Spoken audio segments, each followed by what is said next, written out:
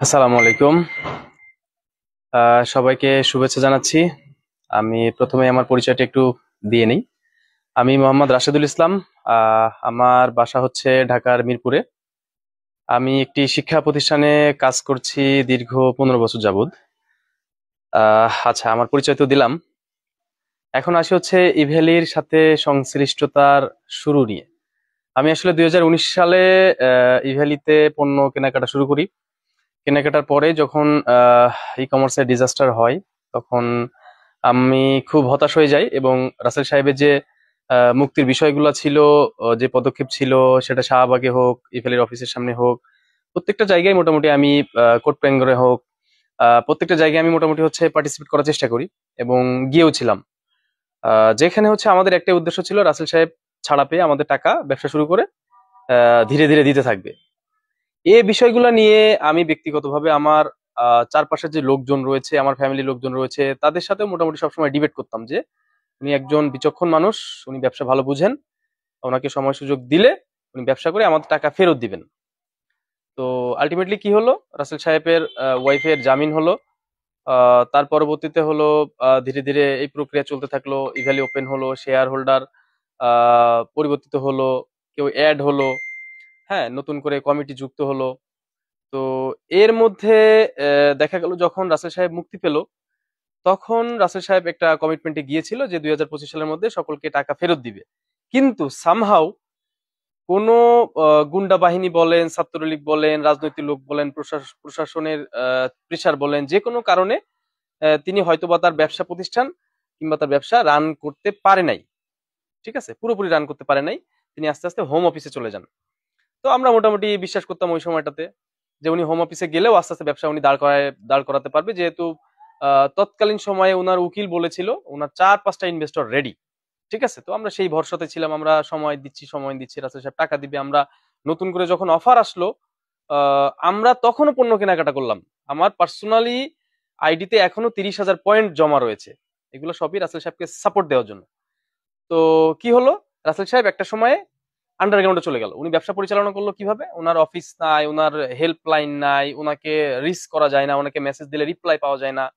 That's fine. আস্তে আস্তে চলে গেল। আমরা চিন্তা করলাম যে উনি হয়তো সেফটি মেনটেন করতেছে। আস্তে আস্তে উনি একেবারে ফুললি আন্ডারগ্রাউন্ডেড হয়ে গেল। তো তারপর হচ্ছে আমরা কি করলাম, যখন বুঝতে পারলাম যে উনি টাকা ভেবে দিবেন, আমরা একটা আন্দোলনে যুক্ত হলাম। আমি ব্যক্তিগতভাবে একটা গ্রুপের মাধ্যমে যুক্ত হয়েছি। সেটা হচ্ছে মোহাম্মদ আবিদ সাহেবের নিয়ন্ত্রণে ছিল, যেটা মেইনলি মোটামুটি আবিদ এবং আমাদের আরেকজন ছিল জয় সাহেব, দুইজনের গাইডলাইনে আমরা আগাচ্ছিলাম। তো আগাইতে আগাইতে যখন আমরা একটু বেগবান হইলাম, তখন হচ্ছে ওরা রাসেল সাহেবের সাথে যোগাযোগ করা শুরু করলো, রাসেল সাহেব ওদের সাথে যোগাযোগ করা শুরু করলো।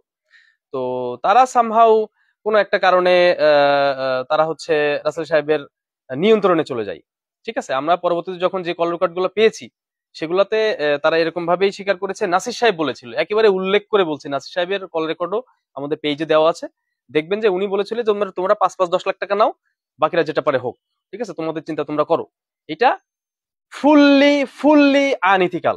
ঠিক আছে, আমি আবার বলছি, এটা অন্যায়। আমরা প্রথমে চেয়েছিলাম পুরাতন অর্ডার থেকে যারা যারা ছিল তারা সেভাবেই ব্যাকডেটেড থেকে রিফান্ড পাক। আমি রাসেল সাহেবকে ব্যক্তিগতভাবে মেসেজ দিয়েছিলাম, উনি এগুলা পড়ে না কিংবা দেখে না ওই সময়টা।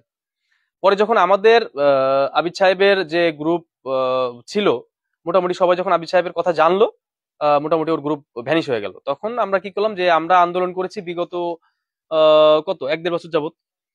আবিদ সাহেব আমাদেরকে ব্যবহার করে, আবিদ সাহেব এবং জয় সাহেব দুইজনের নামে 5-5-10 লাখ টাকা হচ্ছে এনলিস্টেড করে আমাদেরকে কি করলো, আমাদের টিমের যারা ছিল তাদেরকে ছোট ছোট ছোট ছোট কিছু অ্যামাউন্ট ধরাই দিল।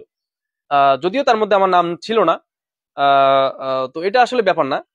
যদি অ্যামাউন্টটা এরকম হইতো যে আন্দোলনের কারণে তারা লিস্টেড হয়েছে, তারা তাদের দাবি আদায় করার জন্যই আন্দোলন করেছিল, দ্যাটস ফাইন। আন্দোলন করে টাকা উদ্ধার করা এটা কোনো সমস্যা না, করুক।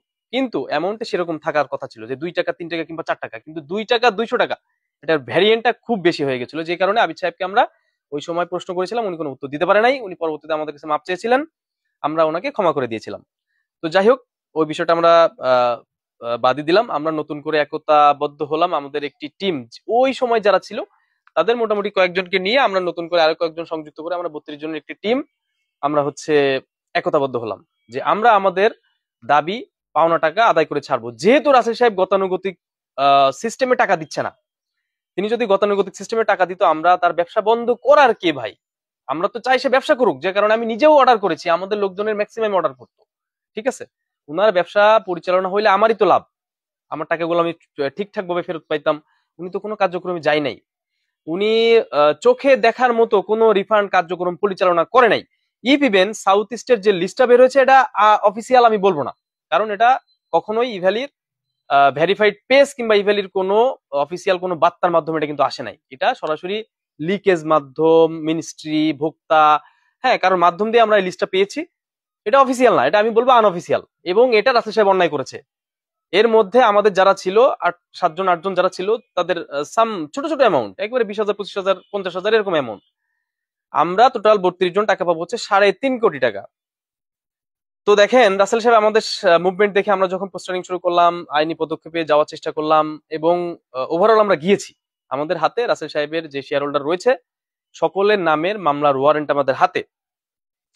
তো রাসেল সাহেব কি করলেন, আমাদের সাথে যোগাযোগ করলেন। যোগাযোগ করার পরে তিনি একটা কমিটমেন্টে যাওয়া যাওয়া দিচ্ছি দিচ্ছি দিচ্ছি দিচ্ছি দিচ্ছি, আপনারা একটু চুপ করেন, এই করেন সেই করেন। উনি এই পদক্ষেপগুলো নিতে থাকলেন, আমাদেরকে সময় নিতে থাকলেন।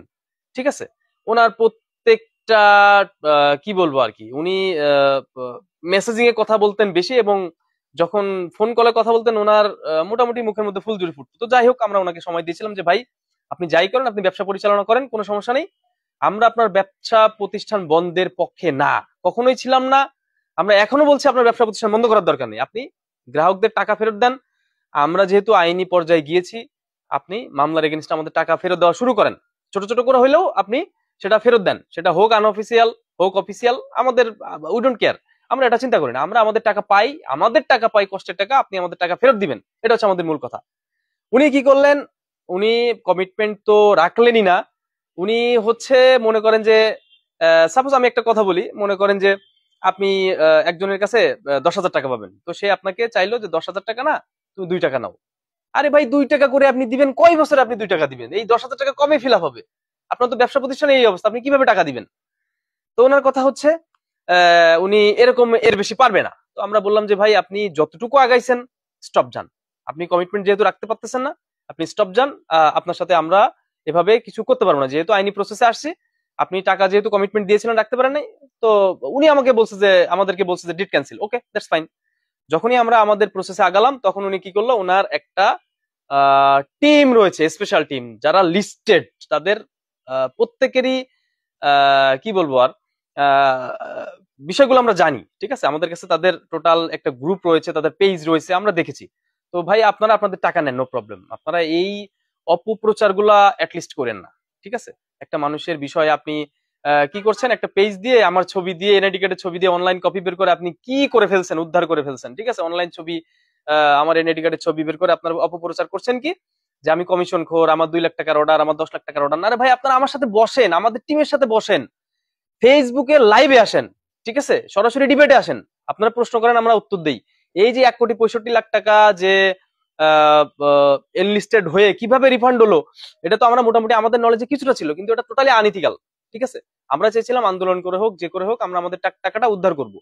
কিন্তু রাসেল সাহেবের এই যে টাকাটা ডিসবার্স হয়েছে, এটা কিন্তু টোটালি আনঅফিসিয়াল, এটা অফিসিয়াল আমি বলবো না। এবং আপনি দেখবেন এই টাকার যে মানে সিংহভাগ অ্যাকাউন্ট, সিংহভাগ যে নাম্বারগুলো ছিল, 12 জনের নামে 65 লাখ টাকা, 12 জনের নামে রাসেল সাহেব বর্ধিত করেছে 65 লাখ টাকা। আপনার কি মনে হয় যে উনি ইচ্ছাকৃত ভাবে এগুলা করছে না? হ্যাঁ, এগুলা কি পাবলিক টাকা পাবে উনি দিবে? হ্যাঁ, এরকম ভাবে কিভাবে, এই কোন সিস্টেম মেনটেন করে উনি টাকাগুলা দিল? এটা হচ্ছে আমার প্রশ্ন রেখে গেলাম। ঠিক আছে, এবং রাসেল সাহেব যে ওনার পোষা দল বাহিনী যে লেলিয়ে দিয়েছে, আমাদের নামে মিথ্যা অপপ্রচার করছে, প্রাথমিকভাবে আমি এবং আমার টিমের আরেকজন অ্যাডমিন রয়েছে, আমরা 2 জন, আমাদেরকে বিভিন্ন রকম হুমকি দামকি দেওয়া হয়েছে। আমরা সেই তার এগেনিস্টে পেজ, তারপর হচ্ছে গ্রুপ প্রোফাইল, যেখান যেখান থেকে আমাদের হুমকিগুলো আসছে, আমরা সেগুলোতে মেনশন করে আমরা হচ্ছে জিডি করেছি। ফার্দার যদি আমরা দেখি এই অপপ্রচার স্টিল এখনো চলছে, আমরা সাইবার ক্রাইম যে মামলার যে নিয়ম রয়েছে, যে কি বলে বিধি রয়েছে, আমরা সেগুলো মেনটেন করে মামলা করব। এবং ইটস ইজি ফর আস, এটা আমাদের জন্য খুবই খুবই সহজ। ঠিক আছে, আমাদের সব প্রক্রিয়া সম্পন্ন, জাস্ট আমরা একটু সময় দিয়েছি যে আপনারা ভাই টাকা পান, আপনারা টাকা নেন, নো প্রবলেম, আপনারা আপনাদের টাকা পান রাসেল সাহেবের কাছ থেকে নেবেন, যে যেভাবে পারেন রাসেল সাহেবকে ধরে হোক, তাকে পা চেটে হোক, তাহলে তেল দিয়ে হোক, মামলা করে হোক, যেভাবে হোক ভাই আপনারা আপনাদের টাকা নেন, নো প্রবলেম। আমরা কাউকে কখনো ডাকি নাই এবং এখন স্টিল ডাকছি না। আমরা আমাদের পেজ দিয়ে বলেছিলাম যে এটা সবার জন্য উন্মুক্ত, যদি কেউ পজিটিভলি আইনিভাবে সিস্টেম মেনে আপনারা আপনাদের পাওনা টাকা উদ্ধারের জন্য আগাতে চান, আমরা আমাদের পেজটা আপনাদের জন্য উন্মুক্ত, আপনারা ব্যবহার করতে পারেন, নো প্রবলেম। তার মানে এই না যে আপনি আমাদেরকে বলবেন যে আমরা কমিশন খোর, আমরা কমিশন খাচ্ছি, আমাদের টাকার অর্ডার না রে ভাই, সবকিছু ভ্যালিড, আমাদের সব ডকুমেন্টস ভ্যালিড। সামনে এসে বসেন, জাস্ট অনুরোধ, সামনে এসে বসেন। এবং যে বল্টু বাহিনী, বট বাহিনী যারা রয়েছেন, হ্যাঁ তারা হচ্ছে আপনারা টাকা পান ভাই, সমস্যা নেই, আপনারা টাকা নেন, অন্তত রিউমা ছড়ায় না, আপনার বিবেককে কাজে লাগান, অন্তত বিবেককে কাজে লাগান। এই অভিশাপগুলা আপনি যে মিথ্যাচার করতেছেন এটা আপনি নিজেও জানেন, ঠিক আছে, এটা তো আমাদের কোনো সমস্যা নাই, কিন্তু আপনি এটা জেনে বুঝে করতেছেন, এটা অন্যায় করতেছেন। আবারও বলছি, আপনি জেনে বুঝে করছেন, অন্যায় করছেন। কি করতেছেন আপনি নিজেই জানেন। রাসেল সাহেবের সাউথ স্টেট টাকা বের হয়েছে, এসএসএল এর টাকা বের হবে, নগদের টাকা বের হবে, রাসেল সাহেব ডেট। রাসেল সাহেব আপনাদেরকে একটি টাকাও আর দিতে পারবে না, আপনাদেরকে কেমন কাউকে দিতে পারবে না, সে টাকা সব কি করছে সেই ভালো জানে, ঠিক আছে। তো আমাদের কথা হচ্ছে রাসেল সাহেব আপনি আমাদের টাকা ফেরত দিন, আমরা আপনার বিরুদ্ধে না, আপনার সাথে আমাদের সম্পর্কটা হচ্ছে আমরা পাওনাদার, আপনি দেনাদার, আপনি টাকা দিবেন, মামলা ডিসমিস। যদি কেউ আমাদের হেল্প নিতে চায়, আমাদের পেজ হেল্প নিতে চায়, আমরা তাদেরকে পেজ দিয়ে দিব, অ্যাক্সেস দিয়ে দিব, যে ভাই আপনারা আপনাদের পাওনাটাকে উদ্ধার করতে চান, আপনারা মিডিয়া প্ল্যাটফর্ম হিসেবে ইউজ করেন, নো প্রবলেম। তো আলটিমেট সামারি এটাই, রাসেল সাহেব আপনি মানুষের টাকা ফেরত দেওয়া শুরু করুন, এবং আপনি যে আন্ডারগ্রাউন্ডে চলে গিয়েছেন এখান থেকে বের হন, মানুষকে হুমকি ধামকি দেয়া বন্ধ করেন। একটা মানুষ আপনার কাছ থেকে 80 লক্ষ টাকা পাবে, আপনি তাকে মিথ্যা হুমকি দিচ্ছেন, ঠিক আছে, সবকিছু আমাদের কাছে আছে, রেকর্ডেড আছে। আপনি এখনো পর্যন্ত তওবা করে হলেও আপনি যদি টাকা না দিতে পারেন, আপনি দয়া করে জেলে চলে যান, এটাই আপনার জন্য সমাধান। এবং যে ভাইরা অপপ্রচার চালাচ্ছেন, ভাই আমি আন্তরিকভাবে দুঃখিত আপনাদের কিভাবে বলার জন্য। আপনারা আপনাদের অন্যায়টা স্বীকার করে আপনারা আপনাদের টাকা নেন, নো প্রবলেম, কিন্তু অনুগ্রহ করে অপপ্রচার চালায়েন না, নিজের ক্ষতি নিজে দেখেন না, অভিশাপ নিজের কাঁধে নিয়েন না, ঠিক আছে।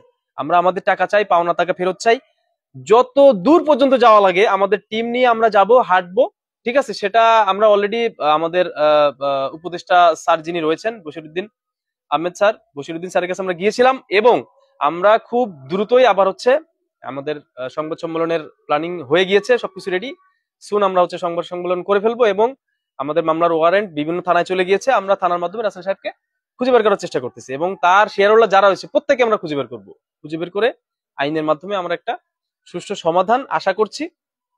টাকা আপনার, সিদ্ধান্ত আপনার। আসসালামু আলাইকুম, ভালো থাকবেন। আসসালামু আলাইকুম।